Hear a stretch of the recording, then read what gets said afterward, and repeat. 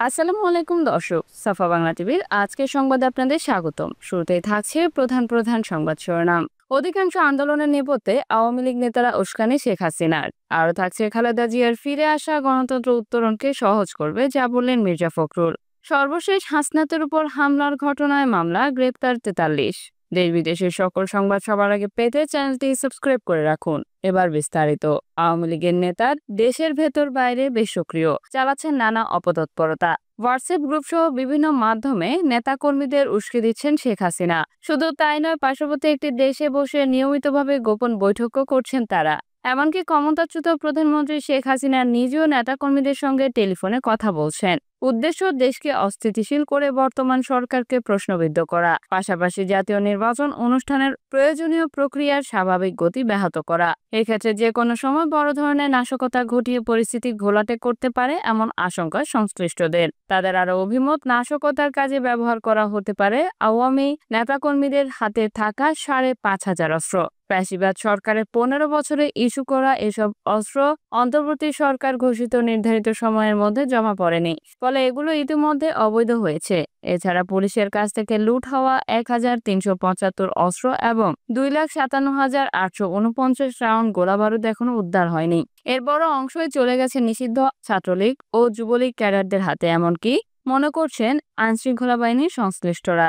এ বিষয়ে জানতে চাইলে পুলিশের মহাপরিদর্শক বাহারুল আলম বলেন, আওয়ামী লীগের পলাতক গডফাদাররা অনেকদিন ধরেই দেশে নাশকতা সৃষ্টির অপচেষ্টা চালাচ্ছিলেন। তাদের অপতৎপরতা থেমে নেই। অব্যাহতভাবেই তারা দেশের পরিস্থিতি অস্থির করার ষড়যন্ত্রে লিপ্ত। গোপন বৈঠকের পাশাপাশি তারা অনলাইনে বেশি তৎপর। দেশের বাইরে থেকে পলাতক নেতারা নির্দেশ দিচ্ছেন অনলাইনে। তাদের বিরুদ্ধে সাইবার আইনে ব্যবস্থা নেওয়া হবে, কিন্তু এই মুহূর্তে সাইবার সিকিউরিটি অ্যাক্টের প্রয়োগ খুব একটা সহজ হচ্ছে না।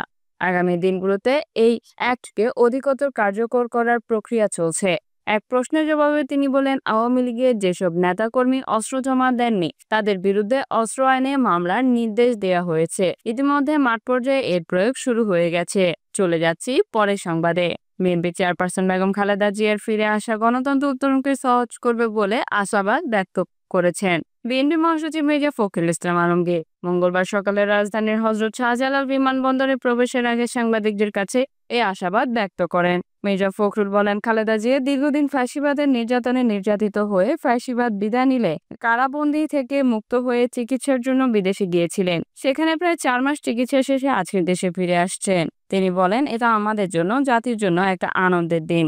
গণতন্ত্র উত্তরণের এই সময়ে তার উপস্থিতি একটি উল্লেখযোগ্য দিক। তার ফিরে আসা আমাদের গণতন্ত্র উত্তরণে সহজ করবে, দেশকে সঠিক ও বৈষম্যহীন পথে যেতে সহযোগিতা করবে। খালেদা জিয়া সফর সঙ্গীদের মধ্যে রয়েছেন ২ পুত্রবধূ ডক্টর জোবাইদা রহমান ও সৈয়দা শর্মিলা রহমান। ২০০৮ সালের ১১ সেপ্টেম্বর দেশ থেকে দীর্ঘ ১৭ বছর পর এবারই প্রথম দেশে ফিরছেন বিএনপির ভারপ্রাপ্ত চেয়ারম্যান তারেক রহমানের স্ত্রী ডক্টর জোবাইদা রহমান। কাতারের আমির Sheikh Tamim bin Hamad Al থানির দেয়া রাজকীয় এয়ার অ্যাম্বুলেন্সে সোমবার বাংলাদেশ সময় রাত ৯টা ১০ মিনিটে লন্ডনের হিথ্রো এয়ারপোর্ট থেকে বাংলাদেশের উদ্দেশ্যে রওনা করেন খালেদা জিয়া। এ সময় লন্ডনের হিথ্রো বিমানবন্দরে তাকে বিদায় জানান বিএনপির ভারপ্রাপ্ত চেয়ারম্যান তারেক রহমান ও দলের বিভিন্ন পর্যায়ের নেতাকর্মীরা।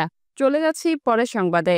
গাজীপুরে জাতীয় নাগরিক পার্টির দক্ষিণাঞ্চলের মুখ্য সংগঠক হাসনাত আব্দুলের উপর হামলার ঘটনায় বাসন মেট্রোপলিটন থানায় মামলাটি হয়েছে।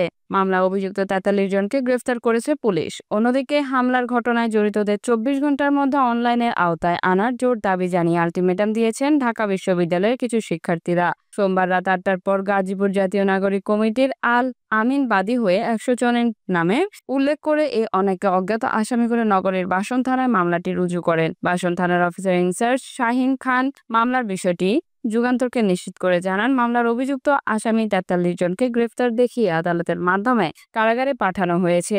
এর আগে সোমবার সকালে গাজীপুর মেট্রোপলিটন পুলিশ কমিশনার কার্যালয়ের সিটিএসবি অ্যান্ড প্রোটেকশন বিভাগের সিআইও স্বাক্ষরিত এক প্রেস বিজ্ঞপ্তিতে ৫৪ জনকে আটকের কথা জানানো হয়েছিল।